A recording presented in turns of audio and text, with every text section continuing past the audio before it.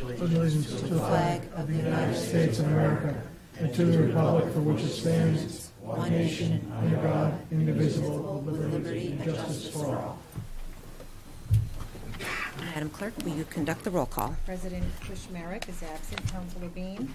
Present. Councilor Boishman. Present. Councilor Beazall. Present. Councilor Clark. Here. Councilor Di Natale. Here. Councilor Donnelly. Here. Councilor Green. Present. Councilor Joseph. Spirit of the holidays, I'm present. Councilor Caddy. Here. Councilor Tran. Here. We'll now do the public forum. Anyone wishing to speak on a matter on the agenda may do so for not more than 2 minutes. If you are addressing public hearing petitions, you will have an opportunity to speak at that time. Please approach the center table and identify yourself by name and address for the record and the item number on the agenda you are addressing. Does anyone wish to speak? Hearing none, we'll move on to the report from the Appointment Committee. Councillor Clark. Thank you, Madam Chair. The committee met earlier this evening and have several appointments. New appointments include a student police officer or officers, Fitchburg Police Department, Barry G. Harviernan, Liana K. Alisea, and Mai Ling Polanco Diaz. Fitchburg Cultural Council, term to expire December 1st, 2019, Ms. Christy W. Stover. Trustees of the Public Burial Grounds, term to expire February 1st, 2020, Mr. David DeMar. Those were the new appointments. The reappointments include City Treasurer Collector Calvin D. Brooks, term to expire December 23rd, 2019. Also in reappointments, City Treasurer Collector, term to expire. I already did Calvin. Sorry about that, Calvin. Chief Assessor, City of Fitchburg, term to expire January 1st, 2020, Mr. Kenneth J. Wilson. Disability Commission, term to expire February 1st, 2019, Ms. Doris Matte. We have trustee of the Public Burial Grounds, term to expire January 1st, 2018, Mrs. Diane Willett. And finally, the Fitchburg Airport Commission, term to expire February 1st, 2020, Mr. John Early. All were passed unanimously. Thank you. All those in favor? Aye. Any opposed? Thank you. I would now ask that the city clerk do the swearing in of the police officers. So if we could have the police officers stand here in the center well and look out towards the audience.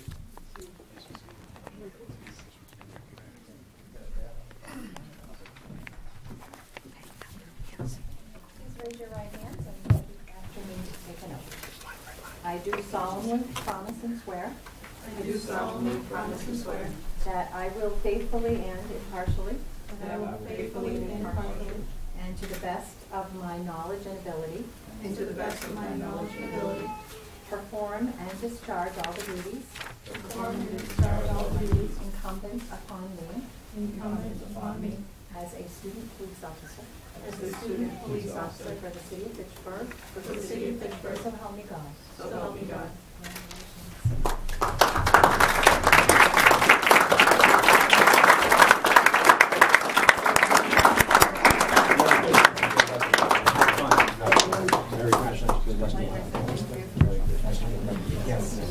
Congratulations. Congratulations. Leanna, good luck to you. Thank you for the work that you're doing. Yes, I know you will. Thank you. Continue the good work. Great to have you aboard. See you again. Liana, Mei Ling. I know the chief wants to get a photo with you guys.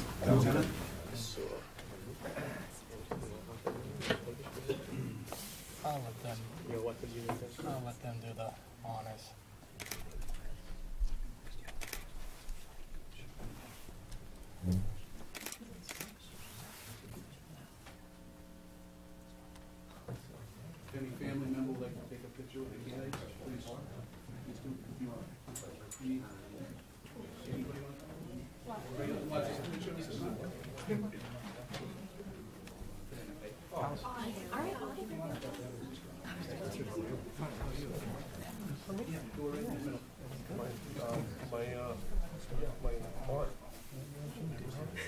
Look at me. Absolutely.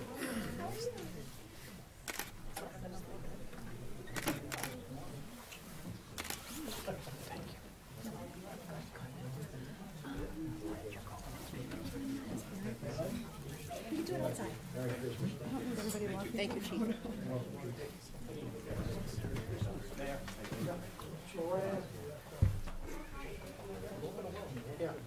absolutely. Leanna? Take a picture of your friend?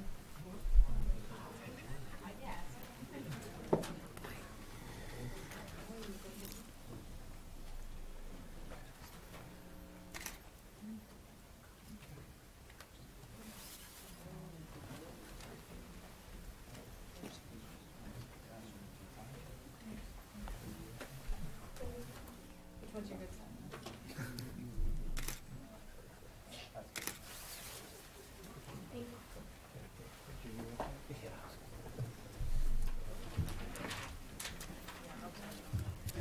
Thank you, Chief.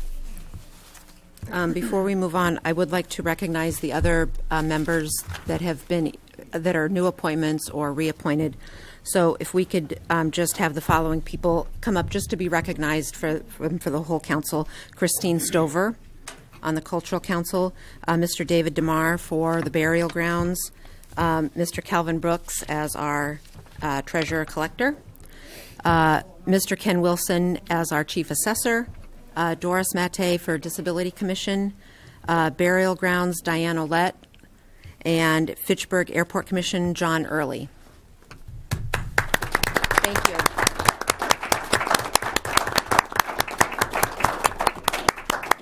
Thank you. Moving forward, can I please have the report from the Committee on Records? Councillor Donnelly. Councillor Donnelly, the report thank on you. records. We have reviewed the records and they appear to be in order. Move that the appearance of the records be approved. Then. They appear to be in order. Second. All those in favor? Aye. Any opposed? Thank you. It's unanimous. Moving on to communications from His Honor the Mayor. Do I do that? Yes. Okay. We have 2 letters of appointment. Ms. Joanne Hughes to the Board of Library Trustees, and Ms. Martha Clark to the Board of Library Trustees as well. Referred Appointments Committee. Thank you. Communication and reports from heads of the departments. We have one from our City Treasurer, Calvin Brooks, regarding 104 Daniel Street, tax lien foreclosure. Move that document be placed on file in the City Clerk's office. Second. All those in favor? Aye. Any opposed? Thank you. Other communications. All right. Moving on, we were going to do a presentation of citation to Mr. Mike Mohammed. That's been postponed until further notice. Special presentation now from the Fitchburg Public Library regarding the preliminary building plans. And with us tonight, we have Sharon Bernard, Jeff Hoover, Ken Guyette, and Jim Walsh.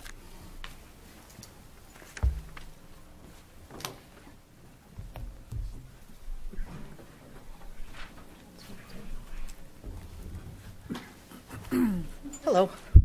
If you'll give us 1 minute to get set up for the presentation.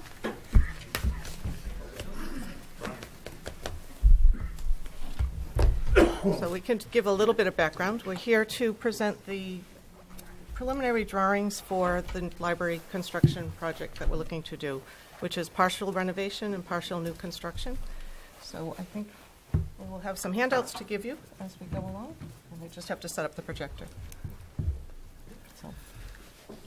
I'm Jim Walsh. I'm a member of the Board of Library Trustees, and I'll be here to help answer questions at the end of the presentation if there are any, but my guess is that most of the questions will be answered by Sharon Bernard, the director, or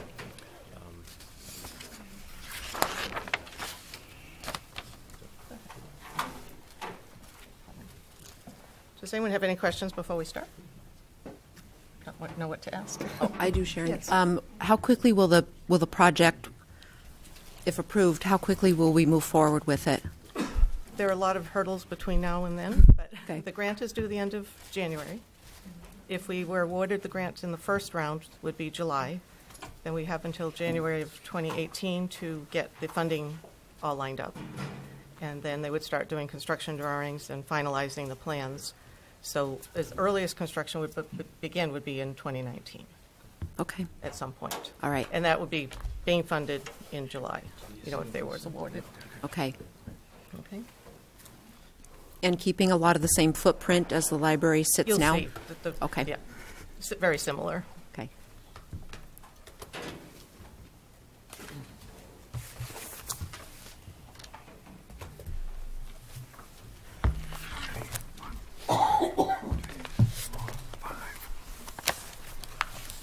Should introduce Jennifer Littlefield is from Tappe Associates as well.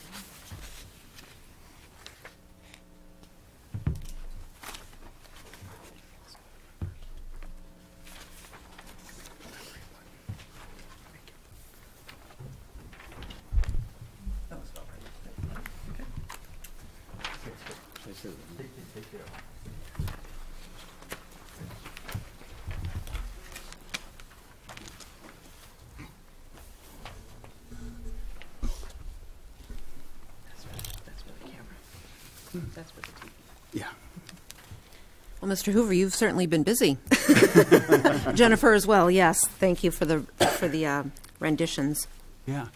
Right, so I would like to walk you through to where we've come with our library design process. I preface that by saying that right now we're probably at a 40% level of design completion, but that's pretty much what's required for the Massachusetts Board of Library Commission's grant application. So this is, the design isn't done, but this is, pretty much like a nearly complete schematic design point in the process. So with that said, I can sort of walk us through an introduction to the project. Here we have the overview of the site, so just so we know where we are with the library here, with the 1966 part here, the 50s part over here, and the connecting piece in between.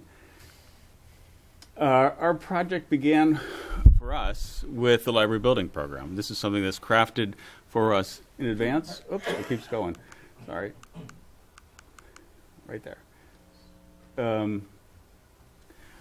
By Sharon at the library with the assistance of the library staff. And this describes for us the performance criteria for the building. Also includes, of course, the sizes of all the different spaces that we're going to be working with as we try and compose a new library for the 21st century, sort of working with the existing kit of parts. The program is targeting roughly 60,000 square feet. In the end, our design comes out about a little bit like 59,500 and change. So in the course of design, there's always pressures to expand, because you can always make the solution better if you make it slightly bigger. We resisted that temptation all along the way and, really targeted on keeping the program under control as we develop the design approach. I should say that it's still a lot more library than really fits, obviously in the existing building. I've forgotten exactly what the existing square footage is, maybe About 45,000. about 45,000, so it's a net add of about 15,000 square feet to meet the library building program's goals. We looked at several different options in the course of developing design solutions for the library, everything from starting over from scratch to saving the 50s part, the 66 part, and demolishing the 50s part, and a lot of different scenarios. In the end, our solution saves really as much of the existing building as is practical, while still being able to compose a successful library expansion. There's a library site. This is the aerial view, the roof plan. The actual library footprint is slightly smaller underneath that roof. As you know, the cantilevered roof goes out quite a ways out beyond that. But so as we look at this, what I want to illustrate is the scope of what we're doing. Again, we're taking off a piece. The piece shown in green here is the part that's coming down. This is the existing auditorium and the meeting room that's outside the auditorium. These are perhaps the parts of the library that are least well configured for adaptive reuse, and removal and replacement of that is, as we determined, probably the best way forward in terms of meeting the library's program goals. We'll also take off the bookmobile garage piece over on the other end of the library. That'll make way for some expanded parking, which is needed, again, to meet the library programming goals. And since we don't have a bookmobile, it's not really necessary to have the bookmobile garage.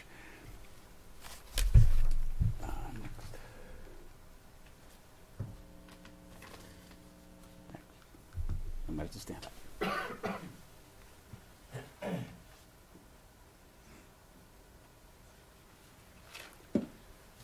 So the blue that has just come on is the area of expansion. We take off a part, we replace it with a new part. It's going to be 3 stories there, a basement, a main floor, and then a floor above. As you may know, if you've been to the library, there is a difference in floor height between the children's wing, which is here, and the main floor there. Our expansion sort of expands the main floor area, so it's all at sort of one consistent level, and changes the children's pavilion essentially into the meeting room pavilion for the future of the library, and rebuilds the children's pavilion as a piece over there. So as we walk through the basic layout of the floor plan, this shows the configuration of the green being children's services, the salmon colored being meeting room services together with toilet facilities to serve that meeting room. And the rest of library services are in the front part of the building, and I'll just elaborate on that in just a bit. Otherwise, on the site plan, we have expanded parking coming in over here, about 30 spaces. And we're maintaining the courtyard garden space. We looked at a lot of different options for how we might configure that, and actually saving it pretty much the way it is a pretty good way forward. It's a unique attribute that the library has, and something that everyone has identified as worth preserving, especially in terms of preserving children's access to a story garden outdoor space that they've always had the privilege to have.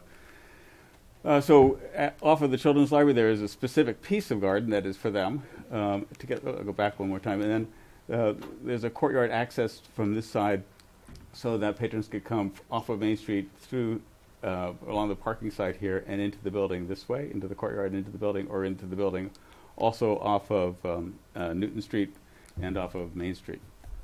Enlarging the plan just a little bit so you can see things a little bit better. Again, children's meeting room. And then the front part of the library is pretty much the popular materials library all laid out on the main floor.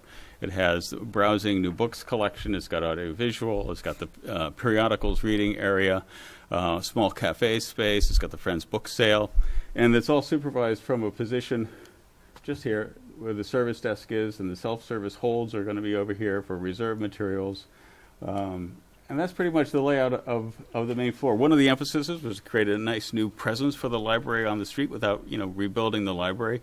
So we tried to put all the popular materials, interesting activities sort of up on the front of the building. So that's why we do have cafe space, new books, browsing, and you'll see what we've done with the outside to help improve that visibility. The after hours piece has just been highlighted here. Is really available to, it's the after hours part. It's available after the library closes. So this would be an accessible spot for meetings that would happen after normal library hours. The meeting room itself is dividable into 2 smaller meeting rooms so that it could accommodate conceivably 2 groups at the same time. or one larger group. Meetings, of this size would fit comfortably in that larger meeting room. Just peeling off the colors, we see the essential sort of bones of the plan with the collection in it. And then going downstairs before we go upstairs, this is the basement. It's less than a full basement, but that's because the existing children's room wing here, which is now the meeting room wing, doesn't have basement under it, so there's no basement there. The new piece does have basement. What we see in gray are staff spaces, service spaces, building services, mechanical equipment rooms, etc., storage. The blue on the diagram is the nonfiction collection. So sort of, it's almost like the books are mostly on the lower level, some on the main level, and then we'll see that there's some more on the upstairs. But sort of the most popular materials are on the main and upper levels, and sort of more of the density of the collection is then on the lower level, with a reader's advisory desk just here to sort of keep track of what's going on with the patron activities on that lower level. Also on that level is local history. The staff offices down there are for technical services, acquisitions of books, etc. There is some daylight, we're bringing into the basement along the courtyard edge, so it won't be without daylight. We're also enlarging the floor openings around the stairwells that come down, the existing stairwells that come down, again to provide some better supervision and better daylight into that space. Then going upstairs. What we see in the blue is collection area again, reference desk being just here, reference workroom, the gray area. Other gray areas are administration. The green is teen space. There's a maker space component here, lab space here, computer lounge space here, and study rooms are in the teal color, just there. The elevator and egress stairs, main stairs being here and here. And that's sort of the layout of the upper floor of the library. There's some really compelling space to be garnered. If you were to be able to sit in this corner here, which is currently an office space, the views from there are just fantastic. I mean, it's a wonderful daylit view with view out to the park across the street. Also, the whole edge along this are really great spaces to be within the library. So we're capitalizing on that. And putting some compelling uses into those spaces. Again, peeling away the colors just to see the sort of the bare bones of the architecture. You'll notice that at this end of the building, which is over the children's area, there's a double height space, so that the children's pavilion, which will have a taller space within it, it also has the capacity to accommodate one of the MBLC grant requirements. So that is to identify how, after the 20-year horizon that we're planning for now, the building might be able to accommodate expansion. So our expansion is within rather than without. We're on a tight urban site, so we built double height space that could be later reclaimed for new space within the library. In the course of doing libraries throughout New England for the last 35 years, we've had to do that a couple of times, reclaim space from within existing libraries. We did it in Worcester and a couple other places. So it's a technique the MBLC recognizes as a viable one, and that's how we're going to be accommodating that need. In the interim, and maybe for posterity, that's a wonderful volume for the children's library space. Sort of peeling off the roof at the top level, looking down into children's here, the admin areas here, conference rooms, study rooms, sort of a computer bar over here looking over the garden space, collections, this wonderful corner spot we were just talking about here, looking down into the periodicals area down below, teen space up in this corner of the building. Fill off another level, and we'll see the children's library is over here. Again, this is that tall space, meeting room in this corner, circulation services supervising the activity on this level, and all the sort of popular materials collections being arrayed throughout here. And that little cafe corner is just over here. Peeling off another level, looking down into the basement, we have collection storage, technical services, electrical room, etc., local history, a lot more of the nonfiction collection located down here, and I didn't mention before the staff lounge, staff break room down here. Looking at how the views of the library are going to evolve, this vista doesn't change much. The massing of the addition isn't really very apparent from here, but what is apparent is the transformation of the facade into something that was much more transparent. So we can, coming down the street, see activity within the library. In the evening, the library building will fairly glow, and it will you'll be able to showcase the activity within the library, make it seem like a much more attractive destination place within the community. So by removing a lot of the brick panels and replacing them with much more thermally efficient, actually, glazing panel. Almost anything we do on the envelope will be more thermally efficient than what's there. So there's a comprehensive part of the project which is to improve the thermal performance in areas where we're leaving brick. We're going to be insulating on the inside. All the glazing has to be replaced. It's all new mechanical systems, et cetera. Try to bring the building into conformance with current energy code and energy performance standards. Looking at this, again, is the existing part of the building, and we see it from the corner with Newton here and Main here, and looking at it sort of from the back, like sort of almost over by the Fay Club, looking back at it this way into the courtyard. This is the existing part. If I pan across, you see the entrance just here, and the addition over here. The existing children's pavilion, now converted to meeting room pavilion, is this piece here with the sawtooth roof, which is familiar to everybody. And the new, the Children's Edition has its own, unique roof form. Again, we're at a schematic design level. We're budgeting for something interesting to do with the architecture relative to the new Children's Pavilion. If it happens to be exactly this, I don't know yet, because we have a lot more design to do. But this is to where we've come with the ideas. This piece, again, if I pull that across, again, we see this is the character of the children's space, which will be as you come down Boulder and driving with your kids, where our anticipation, our hope is that the kids like pulling on your sleeve, say, "Mom, Dad, let's go in there. That's the children's library. I want to go in that space." That's the kind of character we want to define for that, so that children will know that's my place in the community. That's my place in the library. I want to go to that kind of place. That's the kind of goals we have for creating the building identity as it appears on Boulder Street. Looking at it from just up the street on Main Street. Again, we're taking this piece, bookmobile garage, off, and so there'll be an approach into parking down this way and into the garden area just back there. And again, a lot more transparency working around the corner here where it's solid. These are all becoming as transparent as these panels here, and sort of reconstructing the pieces behind the garage there. Some more views of the library from a couple different angles. We saw these earlier. This is the corner. Which one is that? Yes, that is up the street we just saw. And I thought I had another view here I wanted to show. I guess not.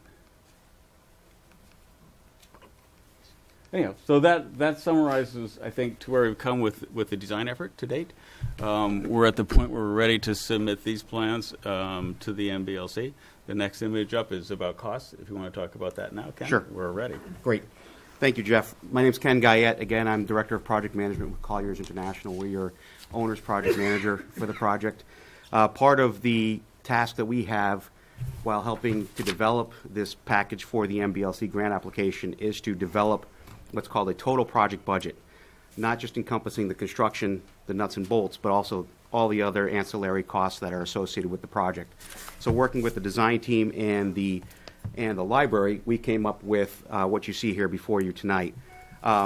Again, this is a conservative number. We did a high-low probable takeoff early on and have been developing that since. What you see here before you is the probable cost. What we feel is an accurate number, conservative but accurate number on where this building might cost us come the time we go to construct it, which would be, we're factoring midpoint of construction in 2019. The numbers that you see here before you, obviously, as Jeff had pointed out, we are about 60,000 square feet. Approximately 21,000 of that is new construction. We have here our cost per square foot in today's pricing, and then escalated. And what you see here is our, again, our escalation. We're carrying our escalation to 2019 of the midpoint of construction. Again, it's compounding at about 4% per year, so we have those numbers factored into this as well. In addition to the hard costs, which are our building construction costs and our building renovations, which total, including escalation, to about $21.8 million, we have what's called all our soft costs, our furniture, fixtures, and equipment, our fees and expenses for professional fees, et cetera, our contingencies. We are carrying a construction contingency as well as an owner's project contingency within this number, which is standard for where we're at right now with this project. In addition to the soft costs that I just stated, we also have our moving costs and our temporary facilities location. If we're going to need to move out of this building and the library's going to have to function outside of this building while construction's going on, we have those numbers carried in here as well. Again, we want to encompass as much of this total project budget as we possibly can. This is what's going to get submitted to the MBLC. Part of what we've done as well is we've also analyzed what the potential maximum construction grant the MBLC might afford us. And as you can see here, this is an MBLC form that we plug in our total project budget, which is up here. The estimated total eligible project costs, which is slightly less. The MBLC will not participate in reimbursing any costs associated with moving, relocation efforts, temporary facilities, landscaping, and furniture, fixtures, and equipment other than library stacks. Those are the only things that they will not participate in. So those numbers were pulled out, and that's what you see here, the 28.5, which is what we base their percentages against. Total grant award could be up to $12.381 million. That is our original percentage, which you see here, kind of broken out on how they figure our reimbursement rate, plus an additional need factor, which they can assess up to 15% additional need. You guys are at 14.63%, which gives you a total grant award of about 43.4%, or $12.381 million. We take that off the balance of the 31.3 total project budget minus the grant award of 12.3 maximum grant award, leaves a balance of $18.9 million. Again, we're trying to maximize the MBLC grant process in this instance, so we are being conservative with our numbers. Obviously, as we get into design, we're going to work towards minimizing our exposures in those numbers as well. Any questions on the numbers? Councilor Bushman? I see, if you go back in some of your slides there, I see windows. You have a lot of windows, and you're saying they're going to be really good, energy-efficient windows? Yes, of course. Up to there. I don't see any solar panels on the roof. Are we going to put any solar panels on the roof to help defray the cost of electricity? There's a potential for that. We haven't factored that into the project costs. But certainly with that much flat roof area, there's good opportunity for putting in photovoltaics on the roof. We've done that on a couple of recent projects. The Athol Library, not so far from here, has a array on the roof. My question to you on that library that you just did, the other one, did they buy them, or do they go with a PAC or PPA? Right. They did a power purchase agreement for those, so they didn't actually pay anything for them, but they did include them in their energy use calculations moving forward, and currently they're doing very well with energy performance on the Athol Library. Because everything I have read, because I wanted to put them on my roof and I'm undecided which way I want to go yet, they say it's better to own than to lease. Or to go with a PPA. Yeah, if you can do it up front, it's better. I put them on my roof, but I couldn't do them up front, so I did a PPA. So. All right. And the other thing, with the parking, how are we going to operate the parking? I notice you want to put more parking in back of the building. I mean, what's wrong with the lot next door? That we're not going to utilize the lot right next door? I mean, you only get a crosswalk to cross. Yes, we'd be using that. We'll be using that in the parking garage and all on-street parking on Boulder Drive and Elm Street, and Wallace Ave, Hartwell. But how are you going to regulate it from a guy like me? So I don't have to pay the 25-cent token over here, or 35 cents, whatever we make it, from stopping me from going into your parking lot and keeping my car there all day. That's something we'll have to discuss moving forward. That's an issue that happens now with the lot that's on Boulder Drive. There's no way of knowing cars that are in that lot are actually using the library. Yeah. Something that would have to be addressed. Because I know when I go to Worcester, if I go to one of the hospitals up there, you got to pull out a card and the gate goes up, and then when you go inside the place, they give you a token, There's somebody at the gate or at the desk. They give you a token. You put the token in, and you can leave. You know. That's something to consider. We're not at that point yet, though. It's a little bit early. But my big concern is the energy factors, because let's face the facts. Energy is going to go up no matter how good you are, no matter how good you put the windows in. I put everything in my house. Right, and you can ask my friend to my right. Top notch, everything right there. And I called up Unitil, and I shouldn't be paying anything, because I say 15% here, 25% here, 30% here, 40% here. And I'm paying more now than I ever did. And everything I put in, energy efficient. Yeah. Anything would be better than what we have now. All right. The Are the wind is windows going to almost open? blowing through the brick. It's- Are you going to open the windows, or are you going to have air There'll be conditioning? some that'll be able to be open. We'll have air conditioning, but we'll be able to open the windows. Okay. All right. Thank you. Not all of them. Thank you. All set, thank you. Counselor Joseph? Just a couple of questions. If you were to take what you have for a floor print, or just a print here, and have a similar acreage that was blank, how much would a construction of the library of this sort from bottom to top cost?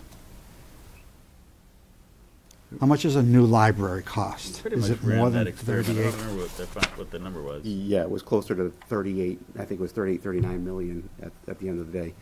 You know, you'd be in the $350 per square foot rather than the $270 per square foot for renovation. So, I know I love the library. The front part is nice. The back part is supposed to be the historic part, but we're blowing that up. But why wouldn't we just look at building a new library somewhere at the right cost? When we started doing the project, one of the things we have to look at is other sites. And there really were no other sites owned by the city, currently owned by the city, that were big enough to do what we would need to do. If we are moving out of downtown, we would need parking for 150 cars on the site, so that adds a whole lot of space, as well as the building would, of course, be a whole lot different. But, you know, in talking with people in years past, everyone wants us to remain on Main Street. We've been there since 1859, and we're one of the busiest places on Main Street. And as part of the revitalization that everybody's talking about, it can become an economic driver. The reports on all the new buildings are your circulation and your attendance to people coming in, it triples. So if you're getting 3 times the people we've got now on Main Street, they're going to want services. So it should be, you know, helpful everywhere. And not everybody drives to the library too. So the MBLC does understand that. We'll have the 30 spaces behind the library. We'll have the other lots all around that people could use. And then people come by bike, they come by bus, they walk. So there's different ways for people to get to us. Okay. Just other questions. Why, if you're going to have the transparent glass in the front of the building, why wouldn't you keep that same theme into the children's section? Right. The Children's does have quite a bit of glazing on it in its pavilion. Most of it facing south towards Boulder, some of it facing also to the west. But there's a significant amount of glazing there for daylight, and also to bring the solar heat gain into the space when it's desirable and keep it out when it's not. Yeah, it's a glassy piece too. Okay, so it's just up there it appeared to be all walls.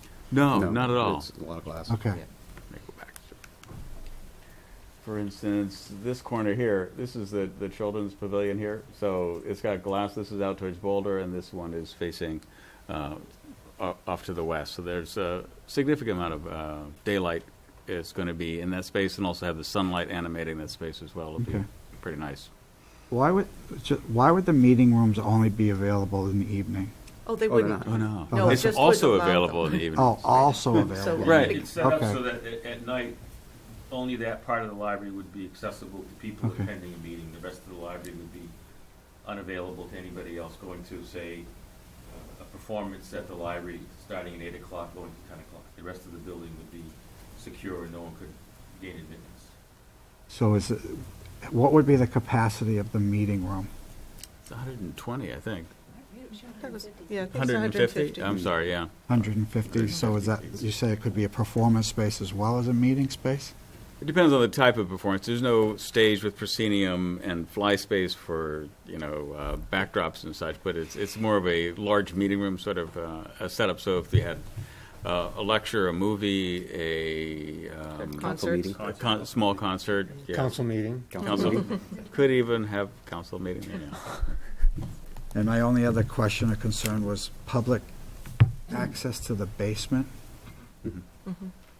You got, It'll be much more open than it is now, and there'll be service area down there, so there'll be people there. Public wouldn't be there by themselves. There would be a staff member. okay.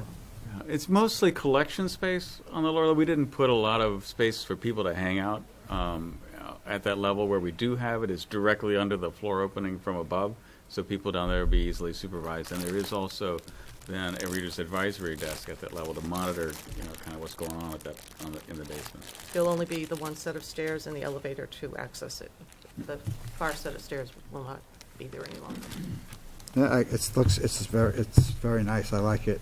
Like I said, my only thing would be a new library as opposed to renovation. But if you guys are the experts and you looked at it, so you know what's best for us right now. But for $31 million, I would have thought we could build a new library as opposed to Quite. half a library. If you want to go to 38, we can put a new library on that site. Right, but you're keeping 60% of the library. So the library, we're getting 40% new library for a $31 million price tag. So to me, that just doesn't make sense. I mean, if it was 40% and we were only paying $20 million or $16 million, but we're only getting 40% new library and we're still spending $31 million. If we were getting 100% at 38, then the numbers just don't seem right to me. Well, one of the things you have to factor into that thinking is the cost of not expanding the library, which means that essentially all of the existing library needs to be renovated. I mean, it needs a new heating system, it needs a new air conditioning system, it needs new high-performance envelope moving forward. So we haven't run the numbers. Yeah. But there's a lot of money that needs to be spent on the building, whether we do anything with it in terms of expansion or not. In this case, the city's commitment to the library is $18 million, not the $30 million, because of the MBLC part of that. My guess is that you would be spending a third of that anyway, just to fix what you have. And so for the additional, two-thirds of that amount, maybe another, for $12 million, you're getting a $30 million project for $12 million of difference in cost that you would have otherwise. I mean, it's still a lot of money, but given that the MBLC is willing to support the project at roughly the 43% level of total project costs, minus landscaping and a few other things, it's a pretty good deal. The other thing is the existing building won't really be recognizable. I mean, it'll still have the same roof line and the same footprint, but it's going to look very different inside. Yeah.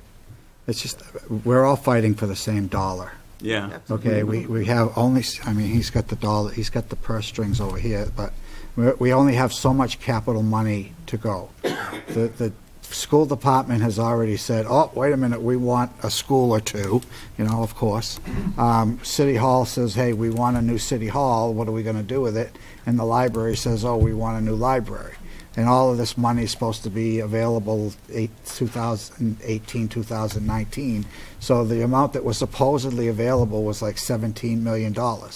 So now we have 4 major projects and $17 million, and each person that's coming with a proposal is coming with a proposal that's about $17 million. Well, except the school, because theirs is $41 million. But one of the things that we haven't been able to come to terms with yet is the feasibility study that we're going to be going forward with for a fundraiser. So we're going to do a feasibility study for how much potentially we could raise through fundraising, which includes all sorts of things. It's other grants, individual gifts, tax credits, foundations, all sorts of other things. So we will be hiring someone using our state aid money to help lay out those plans and see where the money can come from. So the city won't be responsible for the 18.9 it'd be a portion of that. Okay. And the library trustees and the building committee would be coming up with the difference. Isn't the story there that the original library was built with pennies from the kids that? The youth The library youth was. library. I think we need more than It's a lot of pennies this year. Yeah, we have to ask for dimes this time around. Yeah, okay, all right, thank you. Thank you. Counselor Di Natale? So when I hear these presentations, Councilor Joseph touched upon it just now, we have a tremendous amount of capital needs in this city. And we have a new city hall need, school buildings, you name it. We only have a bonding capacity of 23 million. This is 19 million. Now, it was just stated that we would be paying a portion of it, but most of the money will come from fundraising and tax credits. I guess I don't want to sound like I'm pessimistic, but this is all based on construction happening in 19. So we're going to raise $19 million in 2 years? Or 15 million, or? Have to figure that out. We have to know that by January of 2018, sort of from where the money would come before we would be moving forward. And if that's not possible, then we would say no to the grant. You know, at this point, well, we have to come before you in January to get you all to vote to say, yes, we will accept the plans and we'll approve applying for the grant. At some point, So the council has to do that. But then, once the grant's awarded, then we can say, sorry, we can't come up with the money that we need. Make no mistake, I hope it works, but I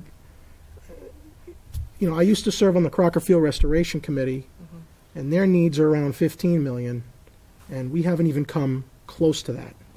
So I'm just a little nervous about, in the event that you commit to the state that, yes, we can get this money, and then it doesn't happen, what happens?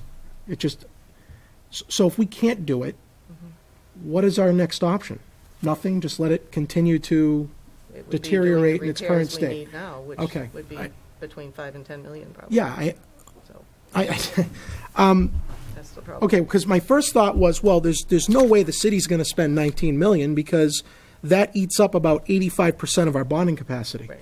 And we're talking about a city hall and school buildings and stuff, so it's just not possible. So if the avenue is primarily through fundraising and tax credits, okay, but I want it to succeed, but I hope you guys can do it, because So do we. that is a extremely tall order in only a short period of time.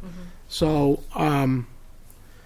I wish you luck. I wish I knew what the portion of the city's piece would be to make up for whatever difference it would be, because again, even if it were 4 million or 3 million, it would have to be bonded out. We don't have 3 million sitting around. Right. And if the city commits to a new city hall or any school projects, or we have to pick up 20% of the tab because MSBA won't cover more than 80%, will we have that 3 million, 4 million to bond for the library? So there's a lot of uncertainties here because there's other moving parts at the same time. So the commitment you give to the state will have to have in that commitment a component of our piece that I don't know if the city would be able to lock in on. I mean, I'm assuming the mayor would make that decision, but it's hard to make that decision now when in 3 years we have other needs that are just as pressing as the library. So, I mean, that's my only concern with this, is the city's commitment to the amount of money we would put forward, the ability for the fundraising to succeed, and and unfortunately if it didn't, we're back to kind of square one of having to dump money into a building that's you're Frankly, sinking not- costs and into a it's not sinking ship. suitable Yeah, for what so those are my two concerns. Is this is a lot of moving parts here, while everything else is happening at the same time. So that answered most of my concern about the city's piece. Because when I saw this, I said, we're going to kick in 19 million. Then we've essentially said the library is it in 2019. Everything else is not happening. Yeah, exactly. So, okay, thank you. Thank you. Councilor Beazle, I have Mr. Walsh that would like to just make a comment for you, if that's I fine. just want to say, Marcus, that one of the things that you said about if we commit and then we don't have the money, my understanding is, and correct me if I'm wrong, Sharon, that we would be at a point, we would be at a point to tell the Mass Board of Library Commissioners, yes, we can go forward or no, we can't. Mhm. And so we would never be in a situation where we accepted the grant and we would not have the money Correct. to complete the construction.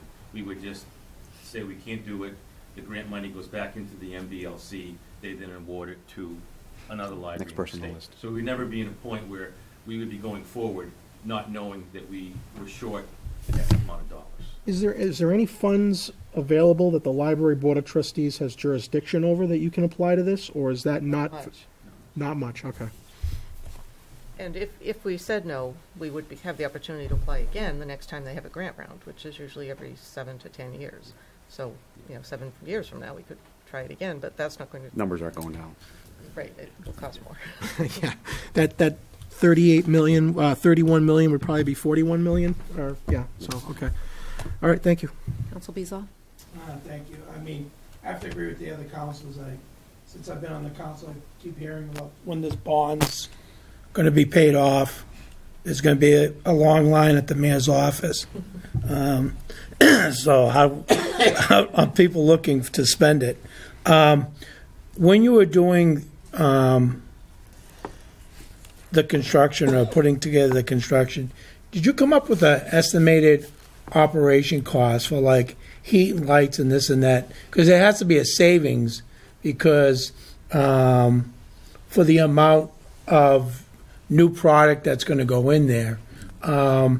It just at some point, if someone could share with us what the savings might be, even though we're adding on square footage, there may be a savings to the city just on what we're going to save upgrading an old building. That would be my first ask. And my second ask would be, when it comes to personnel and staff, I know you mentioned like a cafe and things like that within the library.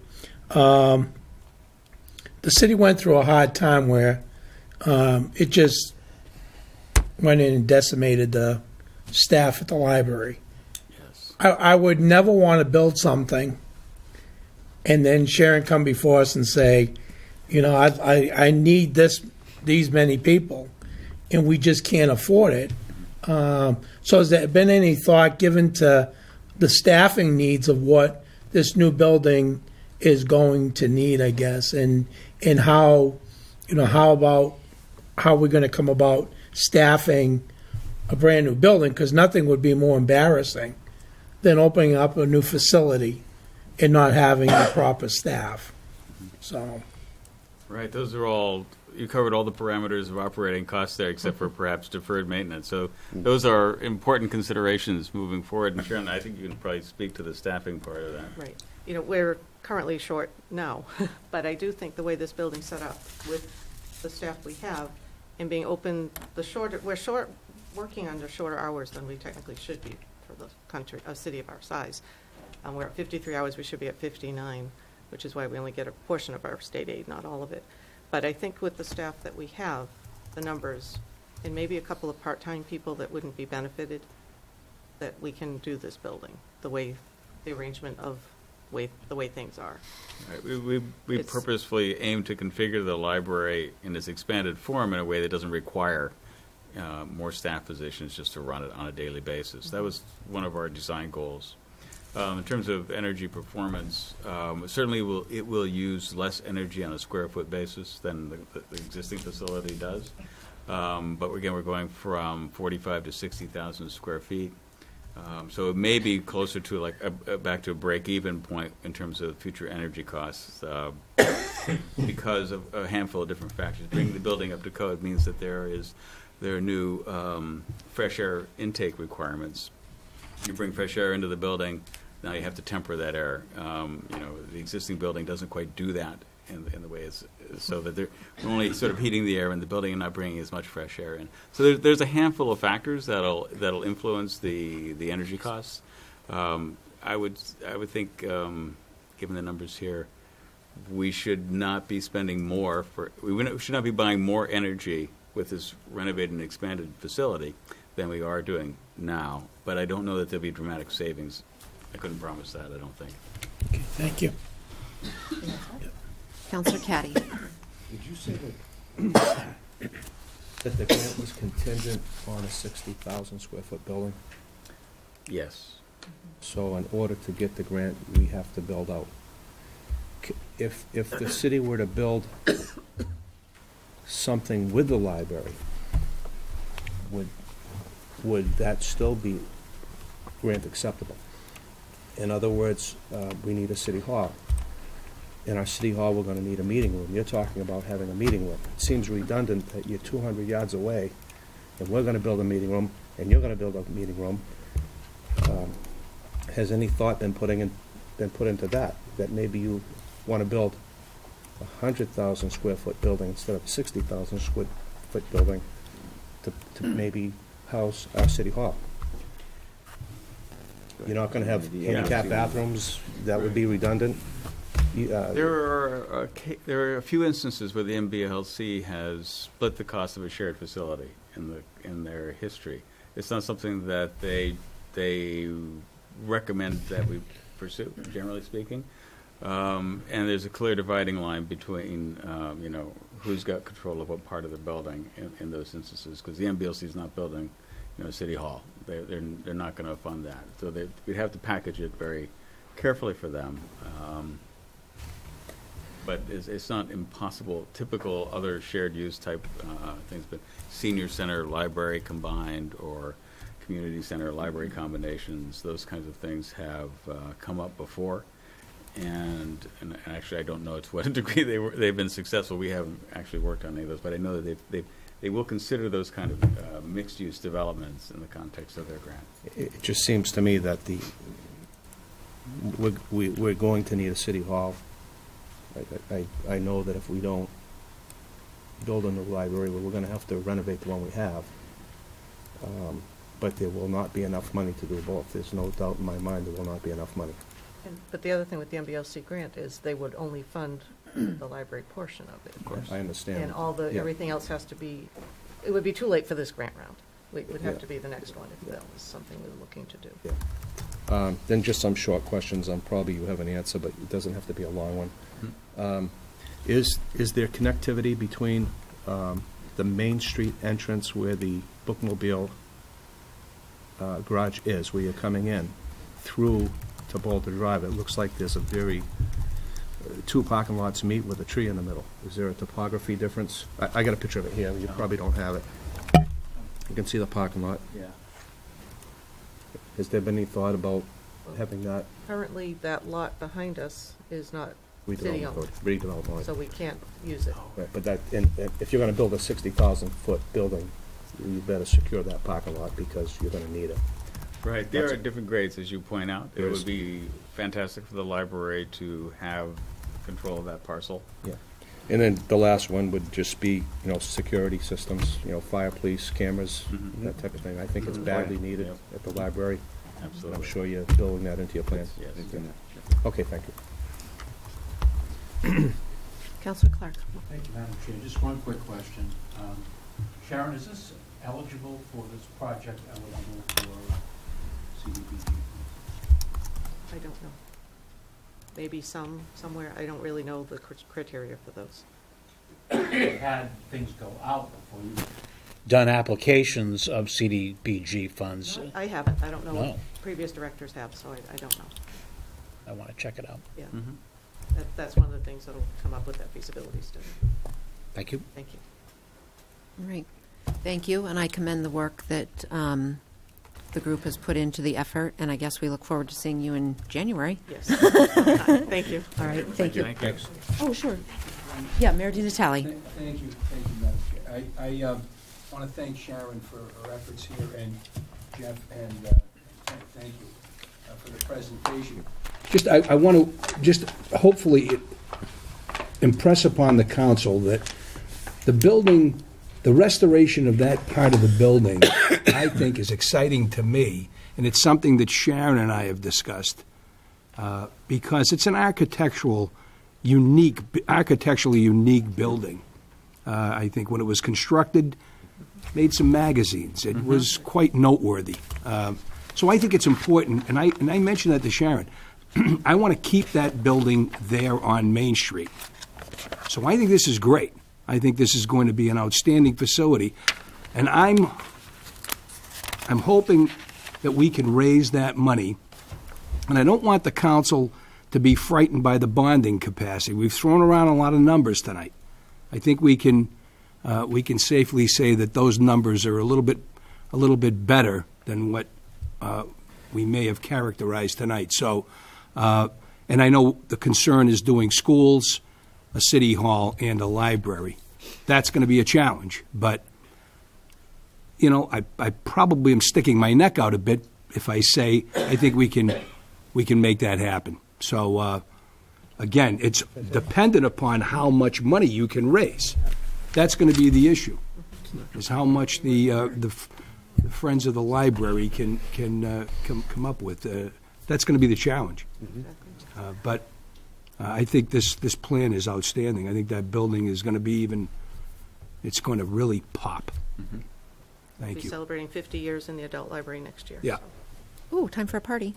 There'll be First fundraising. Exactly, right, yes. Thank you again for your effort. Thank you. All right, councilors, moving on. We have an oral report from Councilor Beazall regarding the Economic Development Committee held on December 14th. Thank you. The Committee on the Economic Development held its meeting on Wednesday, December 14th, 6 p.m. in the community room at the Fitchburg Fire Department. Committee members present were Councilor Green, Councilor Caddy, Councilor Bean. There were 3 items on the agenda. Petition 078, 2016, to develop a plan and invest in a business incubator.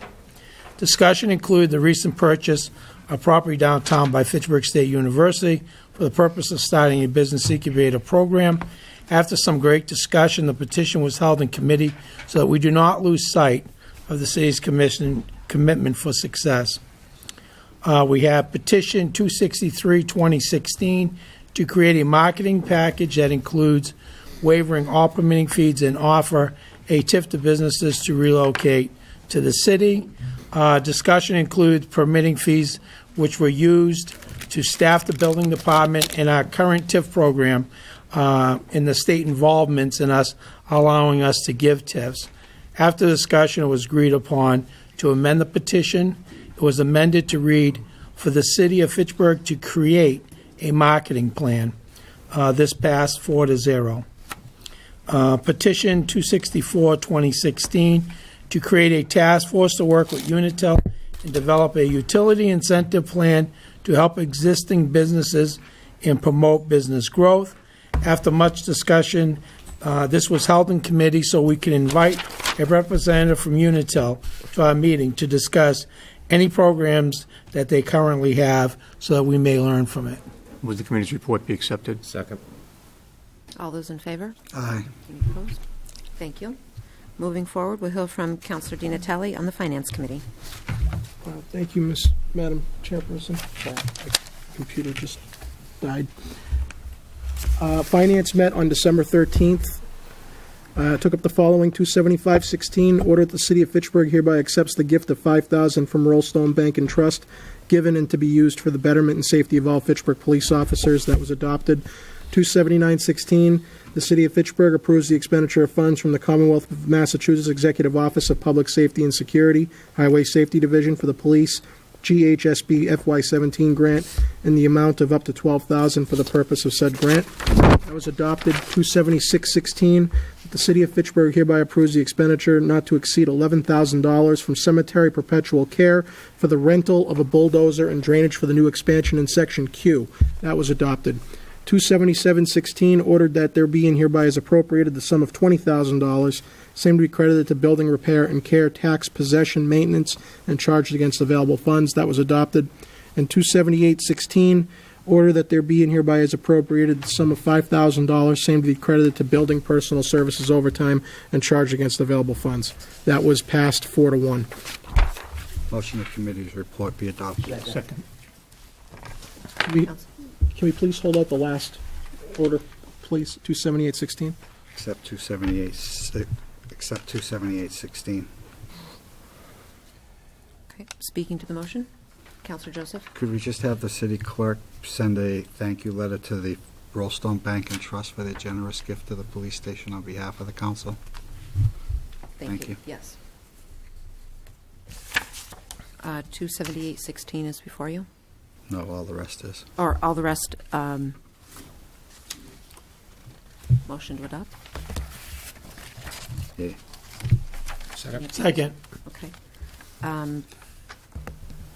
27816, or call for all those in favor? Aye. Aye. Any opposed? Sorry. It's all right. Now, 27816, Make a motion to approve 278-16. Second. all those opposed, or all those in favor? Aye. Opposed? Okay. Speaking to the motion, Counselor Di Natale? I'm opposed. Oh, I'm sorry. Okay.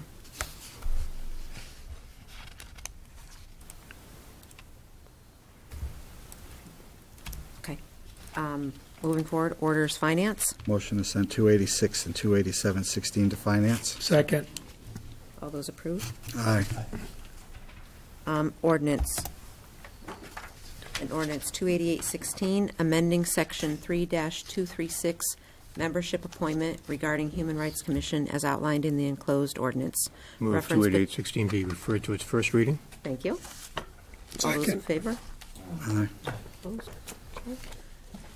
Petition 28916, Councilor Paul Boschman requests that utility companies installing a second utility pole in the same location that have not removed the original pole be charged $300 fee per month until such time the original pole is removed. Madam President, I move that be referred to the Public Works Committee. Along with the Legislative Affairs Committee, or, Just the Public Works Committee. okay, so we're not going to send it to Legislative Affairs, we're going to send it I to... would make a motion that we put it to the Public Works, yes. Okay. Second. All those in favor? Aye. All right, so it will go to Public Works Committee. Motion we adjourn? Second. Okay, before we do that, I would like to ask that we take a moment of silence for a longtime Leominster City Councilor, Wayne Nickel, who passed away. So if we could just recognize that.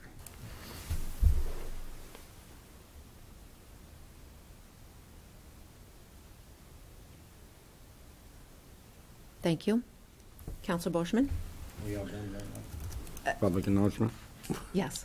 Oh, on behalf of my family, I'd like to wish the people of Ward 2A and 2B a Merry Christmas and a Happy New Year, very prosperous Happy New Year.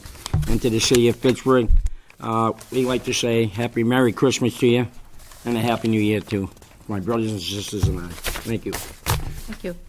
I just said what I was going to say. Merry Christmas, Thank you, Councilor. everyone. Thank you, Councilor Boschman. Merry Christmas to all in the city of Fitchburg, and Merry Mike Christmas to Kelly. the council as well. Thank you.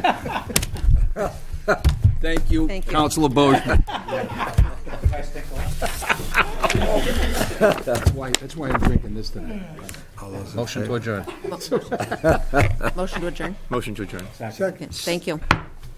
We are adjourned. Thank you, Mayor.